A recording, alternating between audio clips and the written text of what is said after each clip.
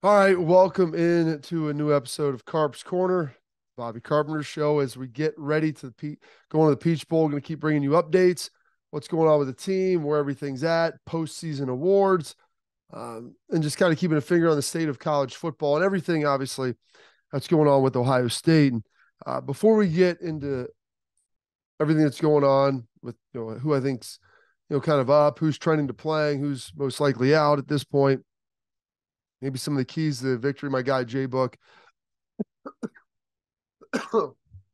Excuse me. My guy Jay Book had three pretty big points that I want to make sure I give him credit for, who he was able to put together. Ooh, sorry about that. Of what I think Ohio State needs to do to ultimately win this game. Um, and then some general Peach Bowl news. And then touch on Mike Leach as well as a guy who just passed away, unfortunately, on Monday. And really a titan in the game of what he was able to do and how he's able to accomplish it. So we'll dive into that as well. But I want to start off with NIL and the name, image, and likeness and kind of where we're at. I'm a huge proponent of NIL. I think it's important. I like the transfer portal in theory. I like NIL in theory. It wasn't put in as a recruiting inducement. That's what it was. It wasn't what it was supposed to be. In my mind, NIL, it's like, hey, you go to a school, you play well, become a star quarterback, star linebacker, running back, offensive line, whatever it is. You get some endorsements, you get some deals, get a little coin in your pocket, and then it's all well and good. And one of my friends warned me. He goes, listen, there will be schools. They'll say, hey, you come here, and we're just going to have boosters pay you, just like maybe you would have before, but now it'll be above board. And, what is there any endorsing with it? Are there any requirements? Maybe, maybe not. We'll promise guys, hundreds of thousands of dollars a year, if not millions.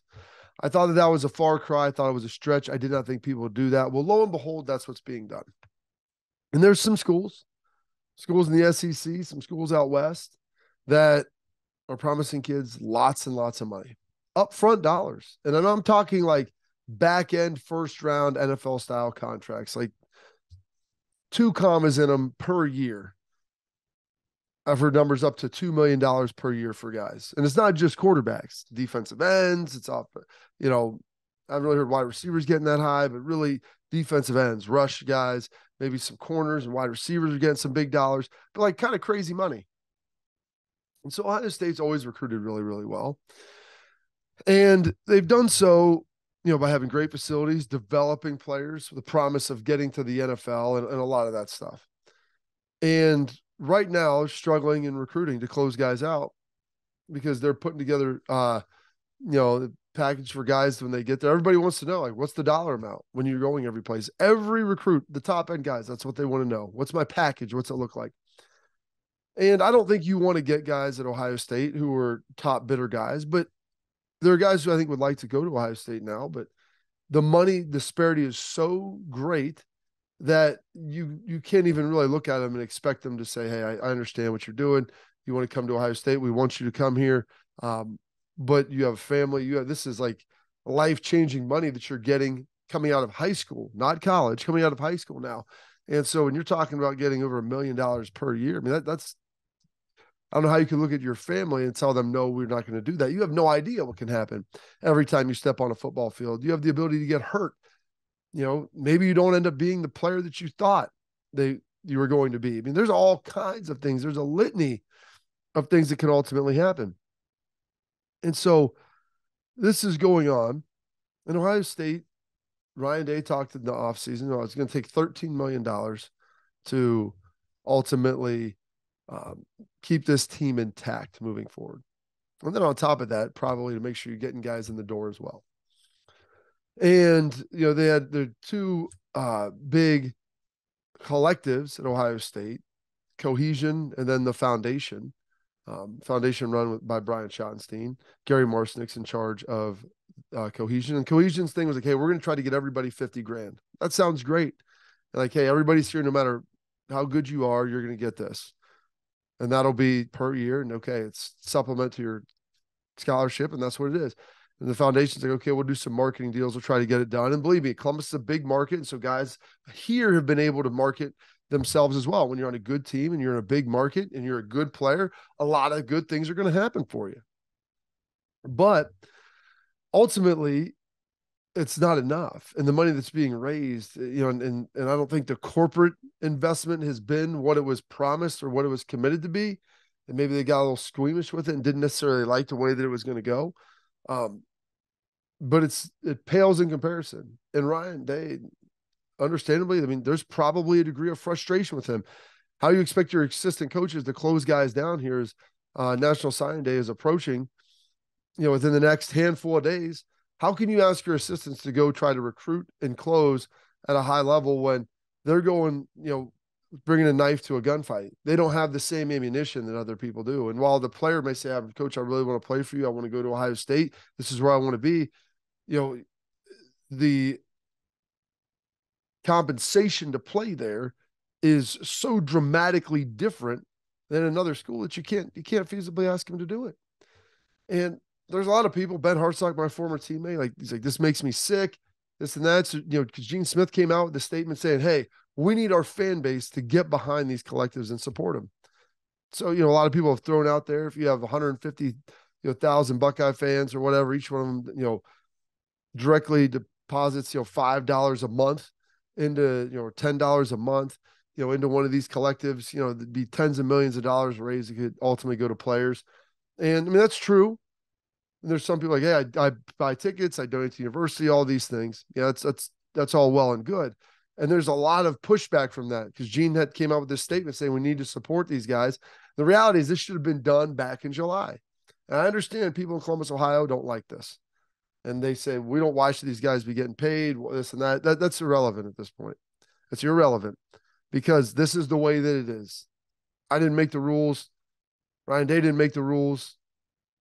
There are no really rules being enforced, the ones that are tentatively there. And so if you want a good football team and you derive satisfaction from that, then this is something that people need to participate in. If not, if you don't, then it's fine. I will never tell somebody how to spend their money. That's not my place. But I always tell people, show me, and this is something that came, I steal it from Chad Fisher all the time, who's my pastor at church. You show me where people spend their time and their money, and I'll tell you what they value.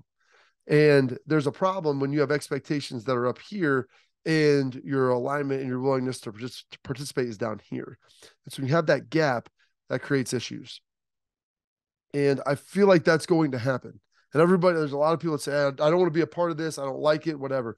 But you enjoy sitting down and watching Ohio State win. And I know everybody says, well, it's fine. I'll be okay with them. Well, when Ohio State could turn into Wisconsin and Iowa, where you have a chance to win the Big Ten every year, but that's pretty much it. And with USC joining the Big Ten soon, I don't even know if that'll be the case because they're pouring money into NIL right now.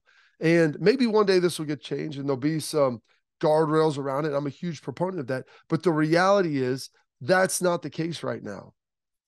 That's not what we're seeing, and that's not what we're dealing with. And there's a large degree of frustration on the coaching staff because of it. And if you want elite players, this is the table stakes to get them. And this is what has to happen. And so I don't have a better solution for it than this. And I know I sound like I'm sitting here preaching on this. Like I said, my man Ben Hartsock is like, this is disgusting. I hate this. The recruiting inducements. I'm like, this is the reality, Ben. This is what we're doing. This is what we're dealing with. And so either A, you want to have a good team, or B, you don't. And you want to be good, but you won't be great. And you won't be playing in, playoffs. Now, granted, it's going to 12 teams, so you'll probably still get in there. But after 2 or 3 years of this, the talent gap will be so great at the top. And Ohio State's been a part of that top talent gap. They've been in that upper crust. But if you don't get elite players every year, if you don't get the Marvin Harrison Juniors, if you don't get the JT Tuimoloau's, guys like that coming, some out-of-state dudes that are really talented players, the Trey Hendersons and dudes like that, if you don't get those guys, then it's going to be really hard to compete. Now, Ohio State's lucky. I mean, they've got some guys coming in, like Marvin Harrison Jr. here. He's really not involved in NIL. His dad played in the NFL, and he's like, go focus on ball. I don't want you messing with other stuff. They've got Raiola coming in at quarterback in a couple of years. His dad, I played with him in Detroit. He's played in the NFL for 12 years. It wasn't going to be an NIL situation, but what it will be is, hey, you better get money to guys around him because he needs protection, he needs weapons and receivers. And so you need to make sure that to develop, you have to have players that can be developed around with you to make sure that your talents are coming to the top and coming to the surface. And this is where this thing will begin to spiral. Ohio State's been up top, man. That flywheel's been humming, the flywheel of success, because success perpetuates success. The better you are, the more good players want to come, the more guys you're putting in the league. All of those things become themselves, and they just roll over, and the snowball starts rolling down the hill. Well, when you got to turn and start pushing something up the hill and get it started, that's hard, and it's hard work. And so it doesn't take long. It only takes a handful of years, 2 recruiting cycles, and all of a sudden the back end of your roster is falling apart and you don't have near the depth of talent. Yeah, you'll still be able to get guys and develop them and do this. And once guys get to Ohio State, I think there's NIL money and there's opportunities here, and that's all well and good. But the reality is the procurement of players, getting guys, that's where it needs to happen. It's hard. The NCAA says you can't use it as recruiting inducements. That's a rule.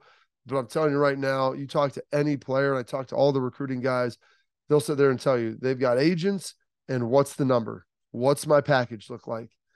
Cash, cars, living stipend, living expenses, and apartments, whatever it is. Those are all things that players want. And I know this sounds like a rant, a diatribe, and I'm like, it's the opposite of old man. Old man say, I hate, old man, get off my lawn. I hate this. I don't like the way that it's going. But I'm going to tell you, there's nothing I can do to change it. Nothing anyone can do to change it at this moment individually. Collectively, yeah, there needs to be some stuff put up. But that's not what we're dealing with right now. That's not the paradigm we're living in. And so, yes, it sucks if you're a traditionalist. And I want to see these guys get compensated to the level they are. Looking at some of these deals that are rumored being out there, that I think some of them are false, but I do agree that there's a large truth in some of these big numbers that are out there. And those things look like my rookie contract. And I was a first-round pick in the NFL, for heaven's sake. Like, it was 16 years ago, but still, like, it's insane. But that's where it is. And Ohio State has to do something. I mean, collectively as a fan base, Buckeye Nation has to be able to do something about this. And yes, big donors need to get involved, and they need to redirect. Part of it's the redirective money from the athletic department and donating it for buildings and other stuff, and ultimately putting that towards NIL and towards players. And so that's something that people in the North have never probably been comfortable with, because it's something that didn't happen.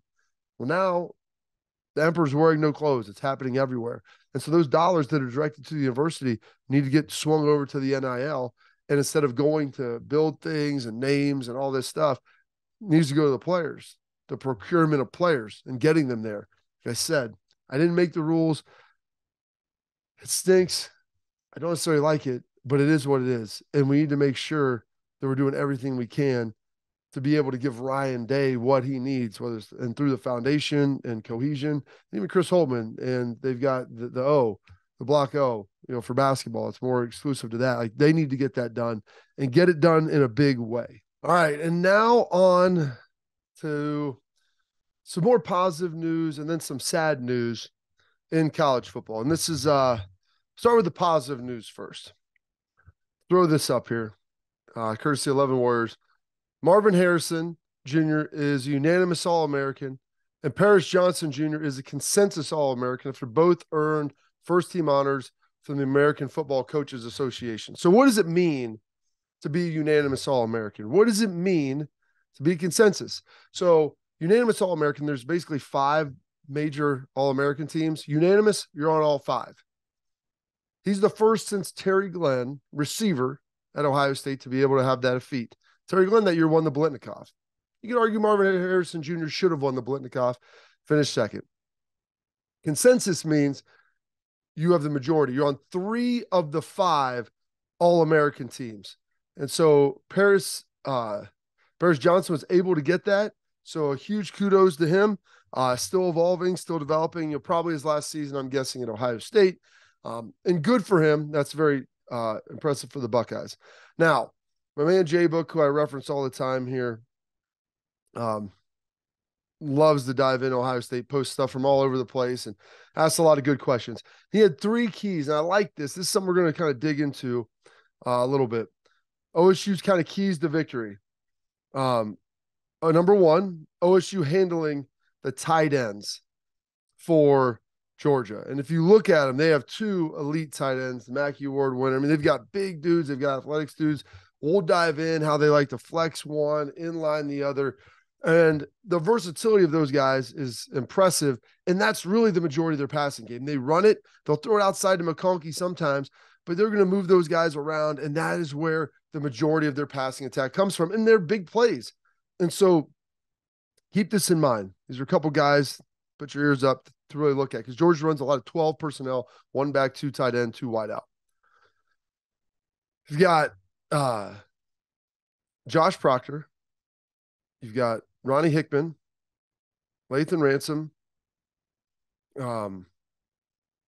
and my goodness, Josh Proctor, Lathan Ransom, Ronnie Hickman, and for the life of me, those three guys are going to have to probably step up in a big way for being able to cover ground and make plays. Tanner McAllister is important, but he's not the biggest dude in the world. But those three guys, and including Steel Chambers, I would say, are going to have to find a way to handle these tight ends inside. Now, listen, Jim Knowles is going to do some things. They'll find ways to bracket them and not make it easy. But those three guys are going to have to play really big, plus Steel Chambers as well. And then it's going to put the corners on an island. So those dudes are going to have to go play and play ball, and they're better than the receivers they'll be facing. But they cannot have any missteps. They cannot have any missed tackles. They have to have great eye control, meaning locked on your guy if it's man-to-man coverage. Can't get beat with double moves. Cade Stover and his perimeter blocking. Not even say Cade Stover is an X factor. If Cade Stover can block on the perimeter, everyone loves the bubble screens, or knows that Ryan Day loves the bubble screens. It's an extension of the run game. So if Cade Stover can do a great job blocking on the edge and allow some of those to hit, get a couple big gainers, get some things ripping and running down the field, I think that would be a huge, huge advantage for Ohio State. And also, I think he has the potential to make big plays in the passing game. He's done it most of the year, faltered against Michigan, didn't have his best game. He knows it. The world knows it. Cade's a tough dude. He's a guy that, hey, when things don't go right, you don't cry, you don't pout, you get back to work. Famously said, why he works on Christmas, birthdays, whatever. He goes, cows don't celebrate Christmas. Cows don't celebrate their birthday. He's a farmer. He works all the time. And when you have a bad day, this is how you handle it in football. It's how you handle it in sports. And this is why sports are paramount to life. When you have a bad day, you get up the next day and you keep grinding. You try to make it better. You try to improve on those past mistakes. Cade Stover has that in his DNA. I would anticipate that will not happen again.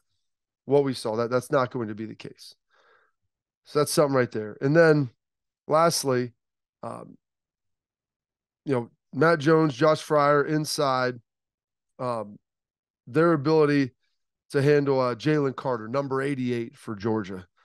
Big dude, physical player, maybe the most talented guy on the Georgia roster. Stetson Bennett, I know that he went to New York for the Heisman, but if you look at what he's able to do, Jalen Carter, a monster inside on the defensive line. Can they handle him? Ohio State's going to have to be able to run the ball to have success. You're going to have to block Jalen Carter. How will they handle inside? With Whippler as well, it'll be interesting to see. But watch that guard play and how those guys are going to be able to handle things. Positive news, Peach Bowl sold out of their OSU allotment quickly. They added 2,000 standing room seats. The whole game is sold out. Listen, it's basically a Georgia home game. I'm hoping Ohio State can have 35% of the fans there. I think that would be a huge coup. They were able to do that for Bama in the Sugar Bowl in 2014. You just can't have that thing be 80-20. It needs to be closer to 60-40. It's not going to be 50-50 or a pro Ohio State crowd, but if you can get it close, I think that'll make a big difference. And you got to be loud. Players playing. I think DeJuan Jones, I think he's going to be good. I wouldn't anticipate him having any issues. Mayan Williams, you heard him come out and say he thinks he'll be pretty close to 100% by game day. Trey Henderson, I don't have a good feeling he's going to be able to go. They're rumored about needing surgery for his foot, had some issues. Like if he could have played against Michigan, he would have. And, people have said all year, like his injury is one that is going to need surgery, not just time to be able to get it to heal. So those are some of the updates as well as we kind of continue to dive in to the Peach Bowl and that matchup. And we'll explore some of those things that Jay Book talked about later. And then lastly, I want to talk about this, the coaching legend that is Mike Leach. And I'm going to throw this up here. Mike Leach was special not because of the air raid offense or his offensive coaching tree. He was special because in a world where everyone is trying to be acceptable to someone else, the only thing acceptable to him was his authentic self. His coaching tree is impressive.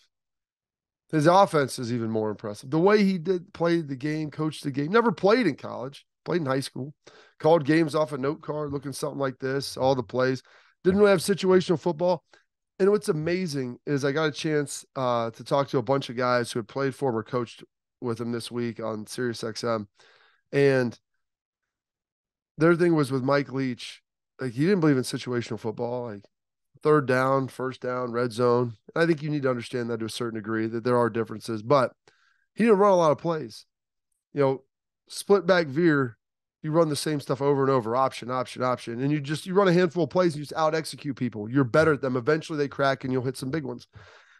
That's basically what Mike Leach did with the air raid. It's 5 wide splits, but he's just going to read what the offense does or defense does, and he was just going to do what you couldn't. And we're going to run a handful of plays and just out execute that you at him and be better at you than you will be. We're going to be better than you at doing the same things over and over and over again, and trust that we won't make the same mistakes. So I heard this stat. He had 18 top 10 wins, I believe, when he was unranked as a coach. Remarkable. I mean, that's steep underdogs. And that's the thing with Mike Leach, and you play him, he could beat you on any day. Ken Wilson he's the Nevada head coached with him at Washington State for a number of years, said every day was a pleasure and a treat. Told a story about how he was going to a game and going to their bowl game, I believe, maybe a big rivalry game, because he gets off the bus, he's listening in his headset to like Spanish books on tape to learn how to speak Spanish. Like that's just how this dude was. He was a different dude. He was unbelievable. And one of his favorite quotes, that's why he did things simple. He goes, "Don't worry about what might happen. Worry about what you're going to make happen." And Mike Leach was a special one. He was a real one. He's someone who you felt like you knew, even though you probably never met him or only had brief interactions with him, because most times the coaches are so buttoned up, they don't show a lot. Mike Leach, whether it's through candy corn, wedding advice, his love for khakis, talking about pirates, war history, all these things, you felt like you knew the man. He let you inside. And just like I threw up earlier, he was authentic to his true self. He wasn't going to deviate. So at 61, we lost the legend in Mike Leach. He's a weird dude, different guy. Chris Long was telling stories about him and Danny Amendola when they play together. After concerts, they call him late at night and talk for 2 hours. They're probably half lit up talking to him. He just spend the time talking to you about whatever. And that's the beauty of him. Amendola loved him. Any guy who I know played for the guy absolutely thought he was a gem. And so rest in peace, Mike. The college world lost a good one. It'll be a sad bowl season without you, and there will never be another one like you. So thank you for all you brought to our fine game. And the way that, if you think about this, Mike Leach coached at Texas Tech, 4th or 5th probably on the importance scale of schools in Texas. When Mike Leach took over Texas Tech, everybody was running split back veer, running power football, option football, all this stuff. By 2010, everybody in Texas is running the spread. Texas is the second largest state in the country, and a state where they care greatly about football. They've made TV shows about it, wrote movies, wrote books, all because of Mike Leach. So think about that and the impact that he has had on the game. Like it or hate it, that's what he's done. He's a real one. So thank you for watching this edition of the show. This episode. Continue to tune in. Please subscribe. Please like. Please share. We're going to keep getting you more information heading into bowl week. It's a Christmas season, the holiday season. So hopefully you get out there, spend some time with loved ones, and enjoy each other. Until next time, talk to you soon.